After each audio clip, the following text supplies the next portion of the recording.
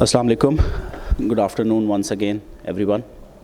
मेरा नाम रिजवान बुट्टर है एंड मैं ज़िम्मेदार हूँ इनोवेशन ड्रिवन ग्रोथ का अपने इदारे में, अपने शहर में, अपने सूबे में और पाकिस्तान में। मैं पाकिस्तान में किसी भी इदारे में पहला चीफ़ इनोवेशन ऑफिसर हूँ। तो ये सबसे मुश्किल काम ये है कि चेंज मैनेजमेंट मुझे रोज़ाना करना है, कंफर्ट जोन से रोज़ाना निकालना है। तो मेरी एक स्ट्रॉन्ग स्किल है, वो है ज़ब्त, पेशेंस। ज़ौक़, इनोवेशन और क्रिएटिविटी का करीब 3 लफ्ज़ है उर्दू और फ़ारसी में। और हमारे इदारे की जो विज़न है वो एक पोइट्री की फॉर्म में है। सबसे पहले हम उससे आगाज़ करते हैं।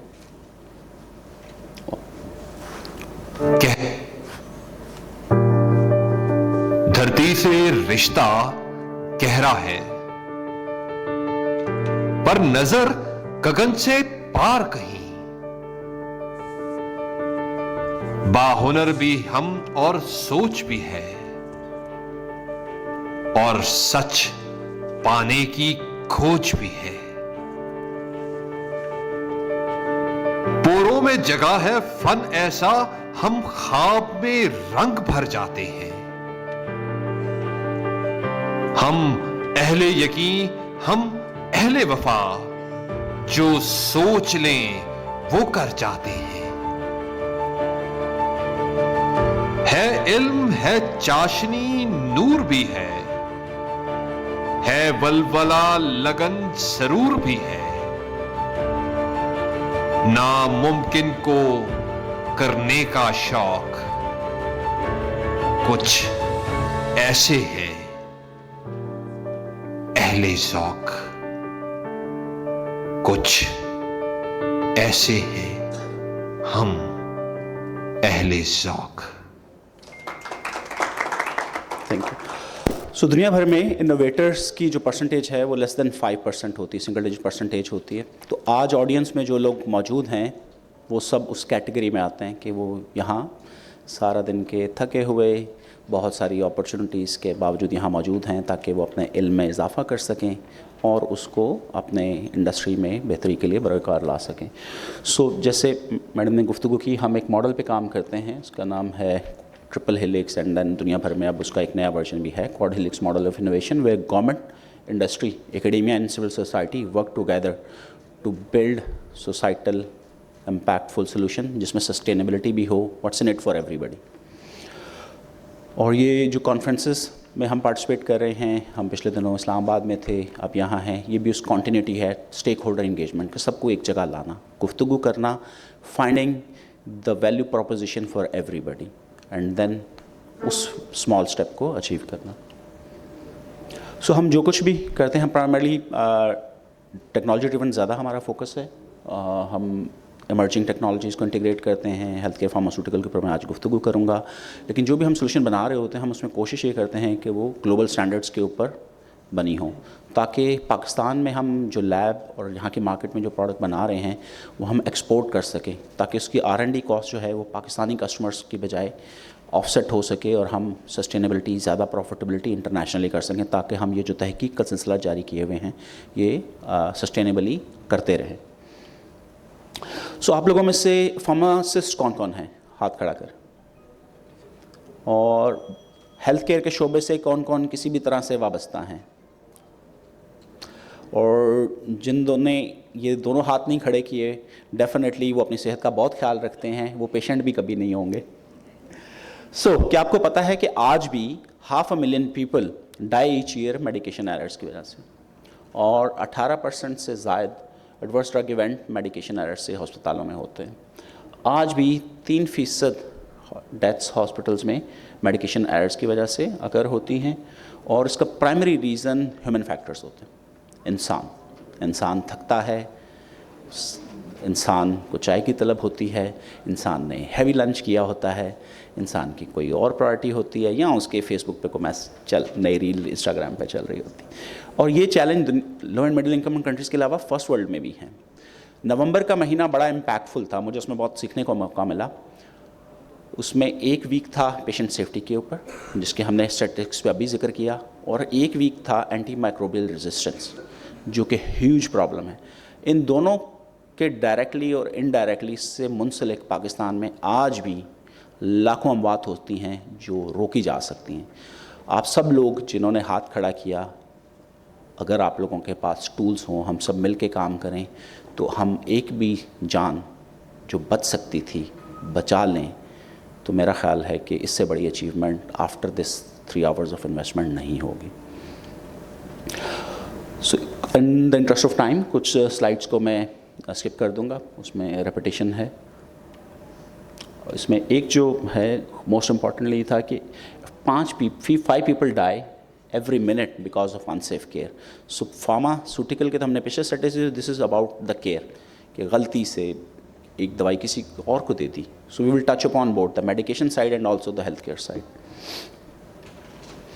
सो मेरा की नोट का टाइटल है digital supply chains, patient safety and AI driven export acceleration. उसमें हम ट्रेसेबिलिटी पे गुफ्तगू करेंगे, डेटा इंटेग्रिटी पे और AI इंफ्रास्ट्रक्चर पे, ग्लोबल मार्केट एक्सेस पे। The cultural data integrity issue, उस पर मैं गुफ्तगू अनफॉर्चुनेटली शायद ना कर पाऊँ, लेकिन उस पर भी हम सब लोगों को एक अच्छी इंस्पिरेशन की ज़रूरत है ताकि हम पे एतबार किया जा सके। सो सप्लाई चेन के चैलेंजेस आज ये हैं कि डेटा साइलोड है, स्टेक होल्डर्स आपस में, इवन मैन्युफैक्चरर जो हैं पॉइंट ऑफ मैन्युफैक्चर पे, point of sale, point of dispense, point of care पे आपस में डेटा इंटरऑपरेबिलिटी है नहीं, even within the same category भी नहीं है। और cold chain location visibility, transparency of that नहीं है।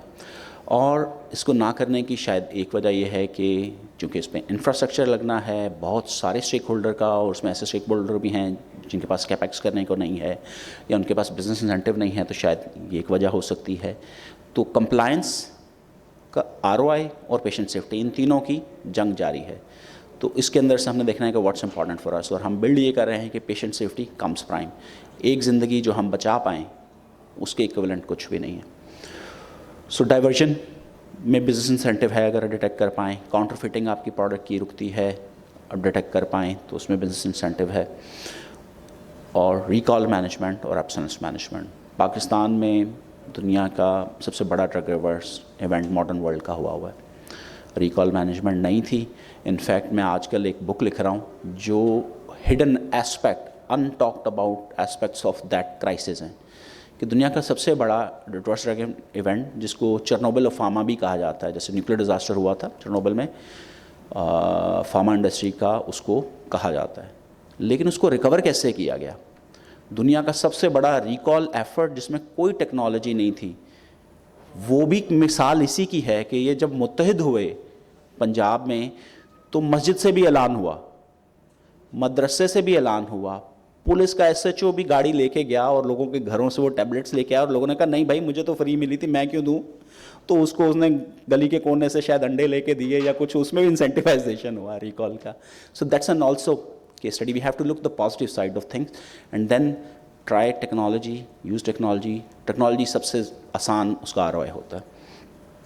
सो डिजिटलाइजेशन के एडवांटेजेस ये हैं कि सप्लाई चेन फ्लेक्सिबिलिटी इन्हांस होगी, पेशेंट सेंट्रिक आप drug supplies, even drug dosages भी कर सकते हैं, उस पर हम इस पर आगे गुफ्तगू करेंगे। और आपको ये पता चल सकता है कि point of manufacture, point of sale, point of dispense और पॉइंट ऑफ केयर पे डेटा का, जैसे डॉक्टर शाहनवाज ने कहा कि decision support system, the products flow, interaction between various stakeholders, और उन सब की बेस पे आप डिसीजन सपोर्ट सिस्टम कर सकते हैं, गलतियाँ प्रिडिक्ट और प्रिवेंट कर सकते हैं। सबसे पहले हम गुफ्तगू, क्योंकि हमारी लॉन्गर विजन एक्सपोर्ट पे गुफ्तगू हो रही है कि एक्सपोर्ट का इससे क्या ताल्लुक़ है। एक्सपोर्ट का इससे ताल्लुक़ ये है कि पाकिस्तान की इंक्रीजिंग जो एक्सपोर्ट्स हैं वो किन किन रीजन्स में हैं और कहाँ कहाँ हैं। EU, अमेरिका, इसमें हम तकरीबन ना होने के बराबर हैं, एंड दैट्स वेयर आने वाले की नोट में, नेक्स्ट की नोट में SRA कंट्रीज़ में, जैसे इंडिया कैसे $300 मिलियन से $25 बिलियन पे पहुँचा, उस पर गुफ्तगू होगी। और ये सब ममालिक में this is primary digitization, primary aspect है। कुछ स्लाइड्स को मैं in the interest of time skip करूँगा। So Pakistan currently slightly lesser regulated है, लेकिन इन जगहों पे भी। सो मिडल ईस्ट पूरा 2025, अफ्रीका पूरा 2027 और एशिया पूरा 2029 में मैंडेटरी डिजिटाइज है। सो आपकी प्रोडक्ट अगर रेडी नहीं है उस मार्केट के लिए तो वहाँ एक्सपोर्ट करके फ्री में भी आपने पहुँचा दी वो बिक ही नहीं सकती। पॉइंट ऑफ सेल पे उसकी ट्रांजैक्शन होनी है, उसकी पेडिग्री अगर नहीं है तो वो सो एक्सपोर्ट बढ़ानी है, रिटेन भी करनी है। तो करंट में तो रिटेंशन चैलेंज भी है। तो we must use this advantage, invest now so that इसमें हमने अचीव कर लिया टू रिटेन, हम रेडी हो जाएंगे सारे कंट्रीज़ के the digital side of this. So पहली दफ़ा ऐसा है कि 2025 से 2030-31 तक 25 ममालिक ऐसे हैं जिनके अंदर national track and trace program live होने जा रहा है, और ये वो ममालिक हैं जहां हम, ये आखिरी मुल्क रह गए हैं जहां हम करंटली एक्सपोर्ट करते हैं। सो दुनिया भर में गुफ्तगू होती है कि कैसे डायनामिक्स चेंज हुए पिछली दहाइयों में जब तेल निकला मिडल ईस्ट में, सऊदी में, और कैसे उनकी इकोनॉमी टोटली डाइवर्स हो गई। और data is considered the new oil, but only that data that is refined, that has integrity and that has quality, ताकि उसके ऊपर सही फैसले हो सकें। और उस इंफॉर्मेशन के लिए डेटा का एक्यूरेट होना, कंप्लीट होना, टाइमली होना, कंसिस्टेंट होना और सिंक्रोनाइज होना ज़रूरी है, ताकि उस डेटा को ट्रस्टेड डेटा कंसिडर किया जा सके। सो इसके आगे एक वीडियो है। Efficient supply chain and inventory management creates visibility, ensures the required inventory levels, and can reduce waste. An electronic product order is received in the supplier system. Once approved, the barcodes on the products are scanned to ensure the correct items with the shortest expiry date are selected. The products are then packed into logistics units and uniquely identified and barcoded. The supplier sends the purchaser an electronic advice of dispatch, including the identifiers on the logistics units. The barcodes on the logistics units are scanned as the shipment is collected for transport and at the receiving location to confirm delivery. The purchaser's staff scan the barcodes on the logistics units to record receipt. The location identifier and product barcodes are scanned as the products are put in storage, and other data in the barcode, such as expiry date, is also captured. Inventory levels are updated. The purchaser's system matches the purchase order, electronic invoice, and record of goods received. Then payment is made.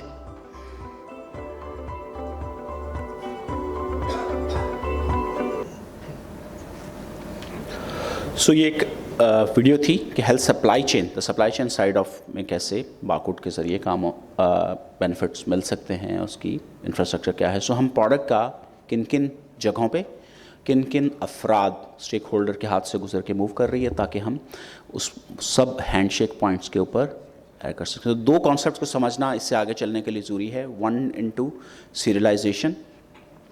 सो अभी आपका batch पूरा traceable होता है, batch पूरा recall हो सकता है। When you do item level identification, unique random serial assign to every pack, तो यू गो डीपर, तो आप ट्रैक कर सकते हैं कि कौन से पैक्स कहाँ कहाँ मूव कर सकते हैं। और चूंकि पैक इंडिविजुअली मूव नहीं करता, अपने लॉजिस्टिक यूनिट में मूव करता है, वो एक कार्टन होगा, मास्टर कार्टन होगा, यहाँ पैलेट, तो इस प्रोसेस को एग्रीगेशन बोलते हैं, जिसमें without opening the carton we would know कि इसमें चाइल्ड्स क्या हैं। So as the whole carton moves, पहले वो पैक होके एग्रीगेट होके बिगर यूनिट में जाता है, बाद में डी एग्रीगेट होके स्मॉलर यूनिट में स्प्लिट होता है। सो इन दोनों के कॉन्सेप्ट को इससे आगे चलने के लिए जहन नशीन करना ज़रूरी है। और we give assign global location number to the physical location. In fact within the manufacture warehouse को आप अलग लोकेशन दे सकते हैं, इवन वर्चुअल लोकेशंस भी दे सकते हैं।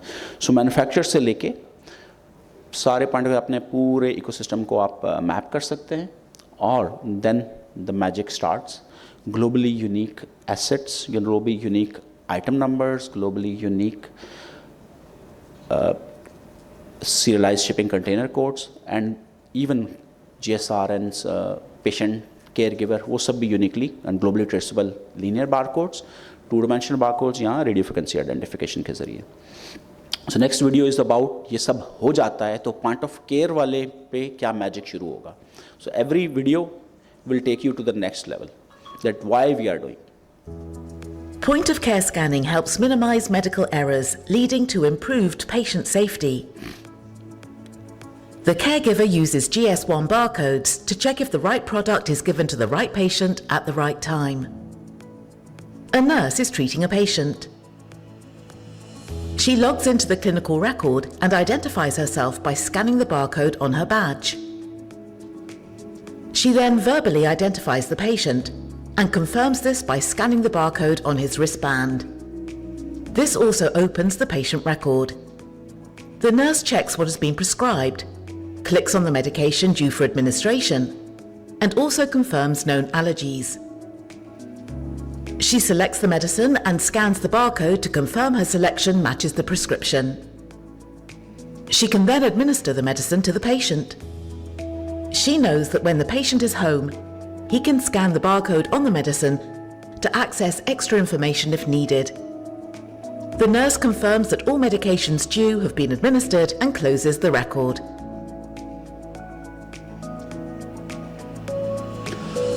So यहाँ पे गलतियाँ ही बच सकती हैं कि बशीर की दवाई कदीर, डोजेज गलत, अद्वियात गलत. So we identify people, places, use and capture its data without involving any human using scanning.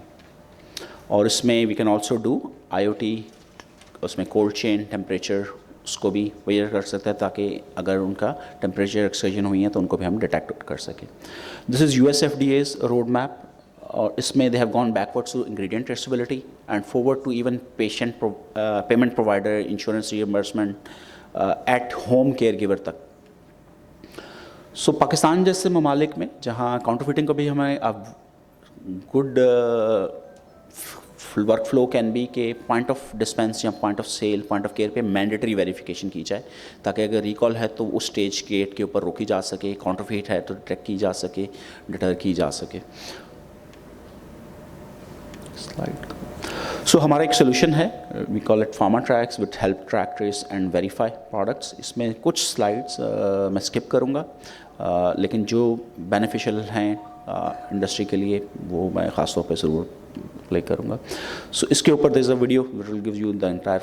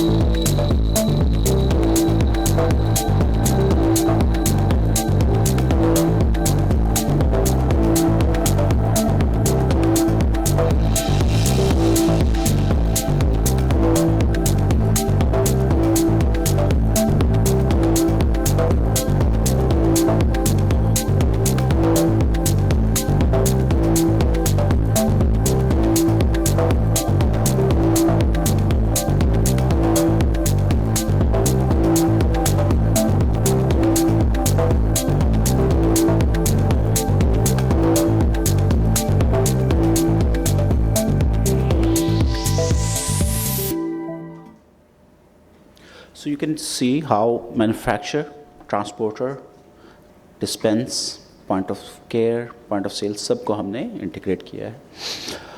So हम इसमें फार्मा 4.0 की टेक्नोलॉजीज़ और स्ट्रक्चर यूज़ करते हैं और this is the future what we envision जिसमें सारे stakeholder all are non human digitally ready to be scan और एरर्स प्रिडिक्ट हो सके.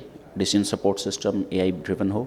फॉर एग्जांपल अगर हमें we can even optimize dosage, we can even optimize drug, find out and detect drug to drug reactions. So clinical systems में कैसे इसके फ़ायदे हैं उस पर वीडियो है. Using GS1 barcodes to record data in clinical systems improves speed and accuracy of data capture, enables clinical decision support, and improves traceability and recall of medical products. An operating theatre nurse logs into the clinical record system and identifies himself by scanning the barcode on his badge. He confirms the operating theatre location. He identifies the patient by scanning their wristband barcode, which opens the correct record. Consent for the procedure is confirmed. From surgeon preference, the nurse has pre-selected a range of implants and other medical products. Before inserting the implant, the correct size is requested. The barcode is scanned to capture the data for the patient record. Barcodes on other products used are also scanned and recorded. After the procedure is complete, an administrator retrieves information about the implantable devices used. This is shared electronically with the relevant implant registry. This data will assist long-term assessment of patient outcomes from the implants. So medical devices is also integrated ताकि गलत implant ना हो सके. So eventually where we want to reach is digitally and 100% the right patient, the right drug, right dose, right route at the time right. And most importantly, we can also optimize it based on changing circumstances. He had a late lunch, his current heartbeat, diabetes level, उसका patient side जो computer है, it's telling different statistics, so you can optimize based on that. We have also integrated patient digital leaflets, videos, how to prepare if it is जैसे कुछ products हैं जिनको तैयार करना पड़ता है उबले हुए पानी के साथ. We can recall by the batch, by the serial, by a series. This is an example where chain of custody was needed. This is an example where we have master data also. Master data is a huge challenge. Her point of sale में pharmacy वाले ने किसी ने product का नाम कुछ रखा हुआ है, किसी ने कुछ रखा हुआ है. तो people erroneously get a higher dosage type of the same product. तो उससे भी errors. So master data is also very important. The trusted data हो जहाँ से सारे point of sale उसी data को सिंक्रोनाइज कर सकें जो मैन्युफैक्चरर ने अनाउंस किया है, सबको अपना डेटा एंट्री ना करें. This is aggregated and then we were able to trace the product in 2019. So बहुत सारे लोग कहते हैं कि ये तो पॉसिबल आज के दौर में नहीं है. 2019 में we were able to track a product from manufacturer to अजना hospital end to end. So एक अहद करते हैं, एक वादा करते हैं, मैं इसके बाद हाथ खड़ा करूंगा, सब उसमें शामिल होते हैं और सेहत की ये वीडियो है. No one should be harmed in healthcare. Yet, every minute, 5 patients die because of unsafe care. These deaths can be prevented. Simple commitments can ensure safe care. I commit to updating my knowledge and skills regularly to provide safe care for my patients. I commit to being actively involved in my own care. I commit to giving the right medication to the right patient, in the right dose and through the right route, at the right time. We commit to working together as one team, open and transparent. I commit to explaining to my patients how to use the medication correctly. I commit to using the required procedures for each delivery I perform. I commit to establishing a culture of patient safety. Together, we can save lives. Let's commit to ensuring safety in healthcare. Speak up for patient safety. एक reflection के साथ मैं अपनी presentation का and करूंगा और वो reflection ये है कि 60 सेकंड्स पे मुश्तमिल थी ये वीडियो और मैं ख़ास तौर पे बहुत सारे और लोगों ने रिफ्लेक्ट किया कि हाथ खड़ा करना कितना मुश्किल था. तो हम थकते नहीं होंगे अद्वियात को डिस्पेंस करते हुए. तो let's outsource the patient safety side to AI to help us make the right decisions all the time. तो मैं अपने कीनोट का इख्तिताम एक शेर पे दुआज़ इकबाल पे करूँगा कि फिर वादी फ़ारां के हर ज़र्रे को चमका दे, फिर शौक़े तमाशा दे, फिर ज़ौक़े तकाज़ा दे, महरूमे तमाशा को फिर दीदाए बीना दे, देखा है जो कुछ मैंने औरों को भी दिखला दे, रिफ़त में मकासद को हम दोषे सुरैया कर, खुददारी ये साहिल दे, आज़ादी ये दरिया दे. शुक्रिया.